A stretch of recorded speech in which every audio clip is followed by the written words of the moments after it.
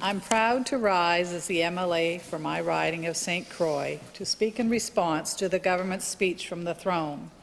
It's truly an honor to be back for another session in the People's House. I'm proud to be the voice for the people of St. Croix, to represent their concerns and bring their issues to light in the hope of resolution and support from the government. I couldn't do the work I do without the support of the people in my riding and, of course, from my husband, Walter. Oh, wait, there's reason to clap. We recently celebrated our 50th wedding anniversary. And I debated about sharing his favorite anniversary joke, that he's never kept a car this long. So I don't know whether that makes me an antique or what. So anyway, this summer was a difficult one for my family. My mom, Connie Heighton of Hampton, passed away at the end of August after a brief illness.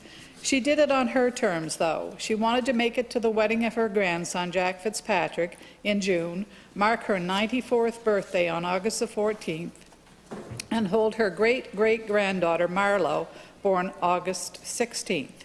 She accomplished it all. She is missed. Madam Speaker, I'd like to offer a sincere welcome to my new colleague, or our new colleague, from Miramichi West. He won an outstanding victory and is a welcome addition to our team. We've jokingly told him it will feel like he's drinking from a fire hose these first few weeks, but I have no doubt he will settle in and fit in just fine as the protocol and procedures become more familiar. I'd like to acknowledge some other successes, these from within my riding. To the graduating students of Charlotte County Adult Learning Incorporated, who through hard work and determination have achieved their adult equivalency diplomas, opening a gateway to future success. Congratulations to you all. You exemplify the importance of education and the benefit it has on your life and livelihood. To Paddlefest Music and Nature Festival in St. Andrews, which was awarded Festival of the Year for 2025 by Music NB. Yeah. This community-based festival illustrates how ideas grow and come together, turning into successful events. This one especially is dear to my heart, to Carol Baker of St. Stephen, who raised funds, organized and participated in her 45th Terry Fox Run, raising $9,030. But get this, Madam Speaker, Carol is 88 years old. She's still active within her community and with the Royal Canadian Legion and her CWL. She's an amazing lady. Oh, I thought you were standing up. No? Keep going? Okay. To Lakeland Resource Centre in Macadam for being chosen for the Excellence in Small Food Banking Award from Food Banks Canada. This organization's ongoing dedication, compassion, and service to the community is truly inspiring. Madam Speaker, my riding is located in the southwest portion of the province and is blessed with a rich cultural and historical background.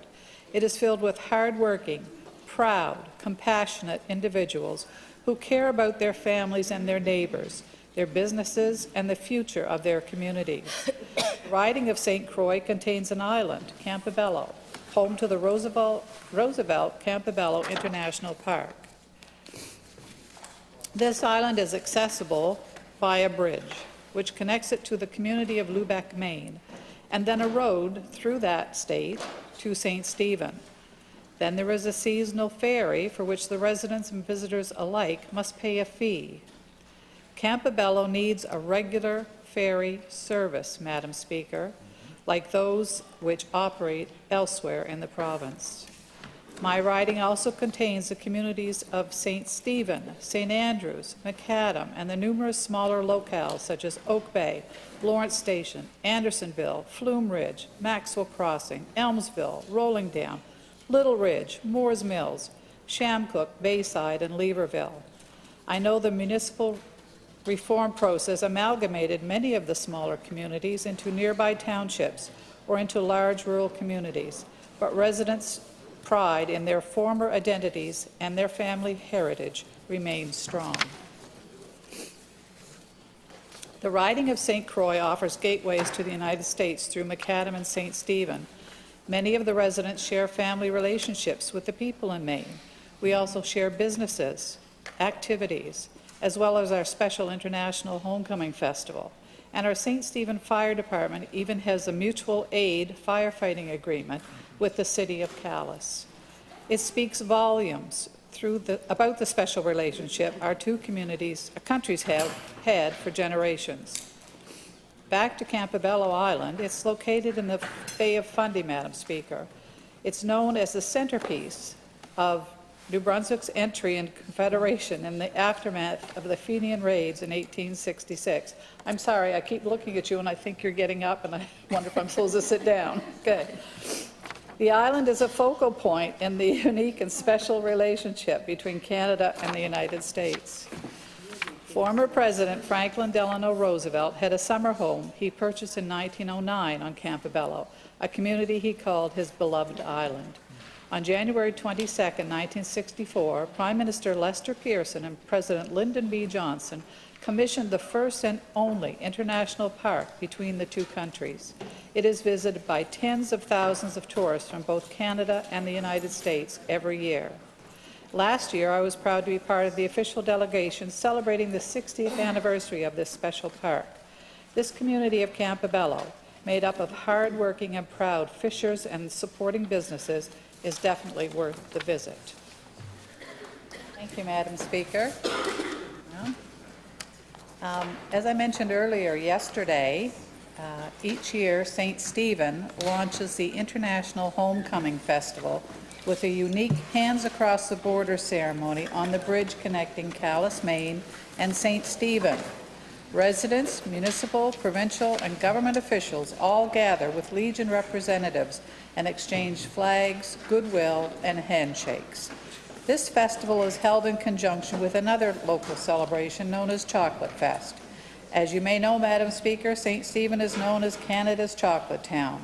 Its reputation for quality-made sweet treats is known around the world. For the past 152 years, generations of hard-working residents have supported their families by working at the Ganong Candy Factory. This factory produces the famous Palamine bars and chicken bones, the traditional New Brunswick Christmas delicacy, as well as unique and varied flavors of tasty chocolates. If you have a sweet tooth, St. Stephen is the place to be. Madam Speaker, St. Andrews is one of southwestern New Brunswick's most popular tourist destinations. Each year, this coastal community hosts thousands of tourists from throughout Canada, the United States, and beyond. Its Canada Day festivities are beyond compare. There are a few tourist attractions that immediately spring to mind when one thinks of St. Andrews: the iconic Algonquin Hotel Resort, Kingsbrae Gardens, and the Algonquin Golf Course. And we can't forget the historic blockhouse, which sits along the magnificent Passamaquoddy Bay and was used by the British during the War of 1812. Or we can't forget Minister's Island, a National Historic Site. Madam Speaker, it will soon be Christmas at the station in Macadam. It's hard to believe with the weather like it is outside today. The community bands together to decorate the historic Macadam train station to celebrate the festive season. Visitors have an opportunity to tour this historic museum attraction, learn its history, and to appreciate the hard work of the many volunteers who fundraise and keep the museum operating for most of the year. As MLAs, we all have our unique communities and we have our differences, but when all is said and done, the residents of New Brunswick all deserve the very best our government can offer. And that best starts with living up to promises made. This recent speech from the throne made mention of positive changes and challenges encountered. I've not seen many changes for the better yet, Madam Speaker, and it appears the challenges our government created. Instead of financial prosperity, we've seen a massive deficit which the government states will continue throughout the term of its mandate until 2028, expected to top out at $3 billion. The previous government left the province with a surplus. This government has cut financial support for child welfare by $47 million, delayed the increase in the comfort and clothing allowance to seniors in nursing and special care homes until next year, unless they're delayed again. I brought forth a proposal for an increase to Cabinet while I was minister responsible for seniors after discovering it hadn't changed since 2007. Government agreed it was time to make the increase happen. I was pleased to learn this government intended to continue to support our seniors, but now that additional increase has been put on the back burner. I have 4 nursing homes in my riding: Campobello Lodge and Campobello Island, Lyncourt Manor in St. Stephen, Passamaquoddy Lodge in St. Andrews, and Waukenahigan Lodge in Macadam, in addition to a number of special care homes. Madam Speaker, I'd like to take this opportunity to thank the many nursing home staff, RNs, LPNs, PSWs, doctors, maintenance and dietary staff at each of the facilities throughout New Brunswick who work tirelessly to make sure our seniors are cared for and loved every day. I will offer congratulations to the government for getting one thing right: the continued expansion of the Nursing Home Walls Without program, which I champion. I believe there are 30 nursing homes in the province who now offer support and services to seniors to allow them to stay in their own homes longer. As I used to say, the right services at the right place at the right time. The government has cut funding for the Chimo Mental Health Helpline. When so many individuals are needing help, now is not the time for cuts, Madam Speaker. The Holt government is promising 10 collaborative care clinics in the province by the end of the year. 7, it says, are already in operation. But those clinics it's claiming credit for, Madam Speaker, were just minor expansions to existing clinics started by the previous government. The Health Minister has told me in conversations that the government is currently in negotiations for the clinic promised to be operational in St. Stephen by the end of the year. I'm going to hold him to that. My office is constantly flooded with calls from residents who don't have a family physician and who can't access the clinic already in operation at the Charlotte County Hospital unless they call for days and sometimes months trying to get an appointment. We are in a crisis. At this time, I want to thank my wonderful COA, Gillian Scott, who compassionately and efficiently deals with my constituents and their concerns. When it comes to education, I'm worried about the students of today. Students now have their literacy and math skills impacted by less instructional time, with the addition of more PD days and the firing of school librarians. The government announced the province's schools didn't measure up to standards in math and literacy, so they lowered the standards, Madam Speaker, instead of making more help available so the students can do better. And the promised school lunch program for this year is now delayed until next year. Tourism cuts have affected my riding. The Board of Directors at Ministers Island asked for an increase in funding to continue to develop new attractions and maintain the physical integrity of the historic buildings. The province said no and left the board with no choice earlier this year but to decide to hand over to the government the management of the tourist attraction, severing almost 2 decades of local involvement and support for this historic site. I was told this week by the board chair that the tourism minister has recently agreed to explore the board's idea of a community ownership endowment fund. I really hope that works out. The crisis in homelessness continues to raise its head in St. Stephen as well as throughout the province. The housing minister said the government intends to invest $7.4 million into helping to alleviate the issue. That was good news. But will this focus on the root causes? We need an expansion of compassionate intervention, an expansion of mental health and addiction services, and the creation of more rehabilitation facilities. In September, the Minister of Housing established a ministerial task force on homelessness, promising a homelessness action plan before the end of the year. For many of my constituents, that can't come soon enough. Their lives and their neighborhoods are continually disrupted by individuals in need of help.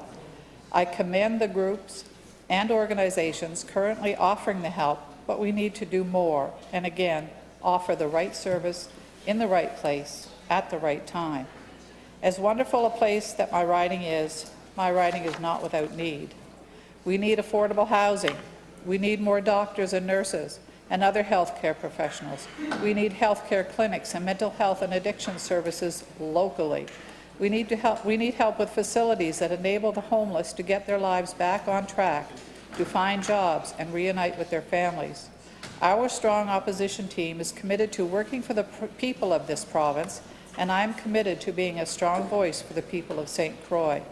However, Madam Speaker, I want to note there are many, many gaps in this throne speech, areas my colleagues and I believe require more attention to detail and immediate action. For these reasons, I will not be supporting the speech from the throne. Thank you, Madam Speaker.